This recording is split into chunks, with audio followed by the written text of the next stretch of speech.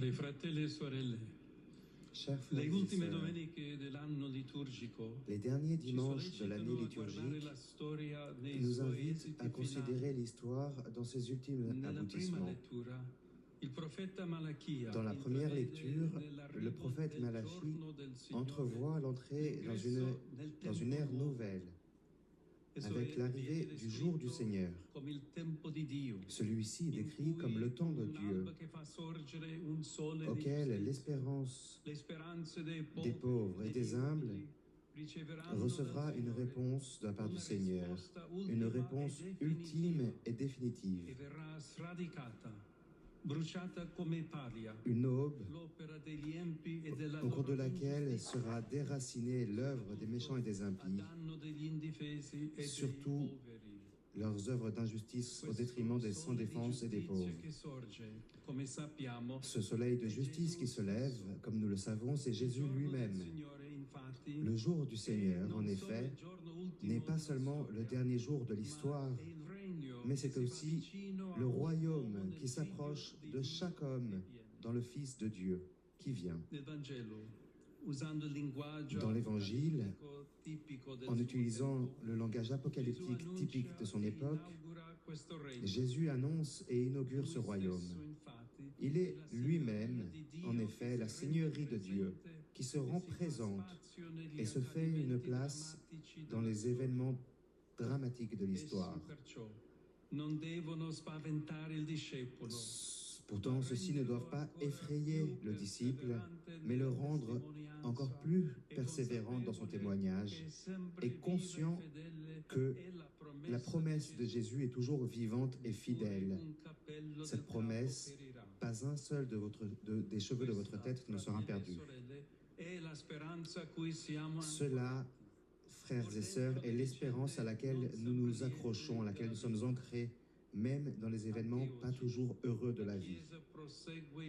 Aujourd'hui encore, l'Église poursuit son pèlerinage à travers les persécutions du monde et les consolations de Dieu, annonçant la croix et la mort du Seigneur jusqu'à ce qu'il vienne. Et là où toutes les espérances humaines semblent s'épuiser, alors la seule certitude, plus stable que le ciel et la terre, celle que le Seigneur ne laissera pas se perdre un seul cheveu de notre tête, cette espérance devient encore plus forte.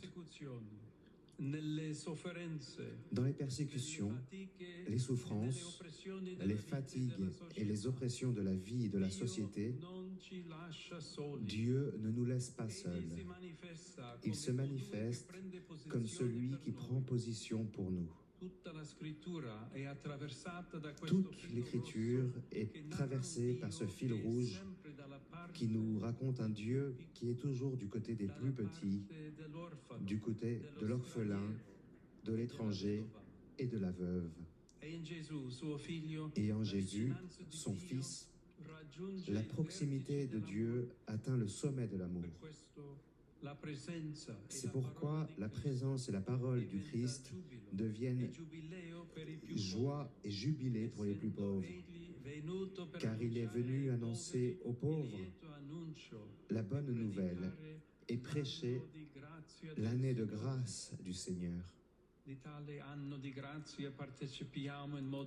Et nous participons de manière particulière à cette année de grâce, aujourd'hui même, de manière particulière, alors que nous célébrons en cette journée mondiale le jubilé des pauvres.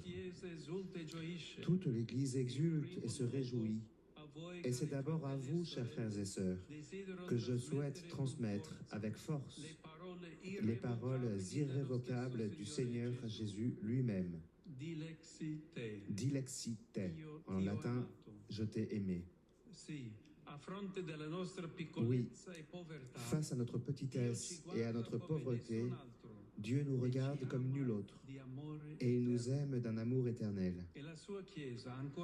Et son Église, aujourd'hui encore, peut-être surtout en cette époque encore marquée par des pauvretés anciennes et nouvelles, l'Église veut être mère des pauvres, un lieu d'accueil et de justice. Quante povertà opprimono il nostro mondo. Combien de pauvreté opprime notre monde? Povertà materiali, Il s'agit avant ma vi tout de sono pauvreté anche tante matérielle, situazioni morali mais e il existe spirituali également de nombreuses che situations spesso morales riguardano et soprattutto i spirituelles giovani. qui souvent touchent Il dramma en che in premier modo les plus jeunes. trasversale le attraversa Et le drame tutte è qui les frappe è la solitudine. toutes de manière Essa ci transversale sfida a est la guardare solitude. povertà in modo integrale. Celle-ci nous met au défi de considérer la pauvreté de manière globale, car il est certes parfois nécessaire de répondre à des besoins urgents, mais de manière plus générale, nous devons développer une culture de l'attention, justement pour briser le mur de la solitude. C'est pourquoi nous voulons être attentifs à l'autre, à chacun, là où nous sommes, là où nous vivons, en transmettant cette attitude déjà en famille, pour la vivre concrètement sur les lieux de travail et d'études, dans les communautés diverses, dans le monde numérique, partout, jusqu'aux périphéries, en devenant témoins de la tendresse de Dieu. Aujourd'hui, avant tout, dans les théâtres de guerre, malheureusement présents dans différentes régions du monde, et ils semblent nous conforter dans un sentiment d'impuissance. Mais cette mondialisation de l'impuissance est basée sur un mensonge. La croyance que l'histoire a toujours été ainsi ne peut changer. L'Évangile, toutefois, nous dit que le Seigneur vient nous sauver précisément dans les bouleversements de l'histoire. Et nous, communauté chrétienne, nous devons être aujourd'hui un signe vivant de ce salut au milieu des pauvres. La pauvreté interpelle les chrétiens, mais elle interpelle aussi tous ceux qui, dans la société, ont des rôles de responsabilité. J'exhorte donc les chefs d'État et les responsables des nations à entendre le cri des plus pauvres. Il ne pourra y avoir de paix sans justice. Et les pauvres nous le rappellent de multiples façons, par leur migration, tout comme par leurs cris, trop souvent étouffés par le mythe d'un bien-être et d'un progrès qui ne tiennent pas compte de chacun et vont même jusqu'à oublier nombre de créatures en les abandonnant à leur sort. Aux opérateurs de charité, aux si nombreux bénévoles, à tous ceux qui œuvrent pour soulager les conditions de vie des plus démunis, j'exprime ma gratitude et j'exprime en même temps mon encouragement à être davantage une conscience critique dans la société. Vous savez bien que la question des pauvres renvoie à l'essentiel de notre foi, que pour nous, ils sont la chair même du Christ et non pas seulement une catégorie sociologique. C'est pourquoi l'Église, comme une mère, marche avec ceux qui marchent. Là où le monde voit des menaces, elle voit des enfants. Là où l'on construit des murs, elle construit des ponts. Engageons-nous tous, comme l'écrit l'apôtre Paul aux chrétiens de Thessalonique. Dans l'attente du retour glorieux du Seigneur, nous ne devons pas mener une vie repliée sur nous-mêmes, ni même dans un intimisme religieux qui se traduirait par un désengagement des autres et de l'histoire. Au contraire, rechercher le royaume de Dieu implique le désir de transformer la coexistence humaine en un espace de fraternité et de dignité pour tous, n'excluant personne.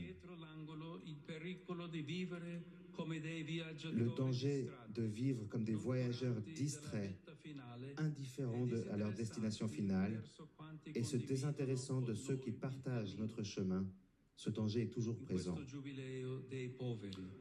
En ce jubilé des pauvres, laissons-nous inspirer par le témoignage des saints et des saintes qui ont servi le Christ dans les plus démunis et qui l'ont suivi sur le chemin de la petitesse et du dépouillement.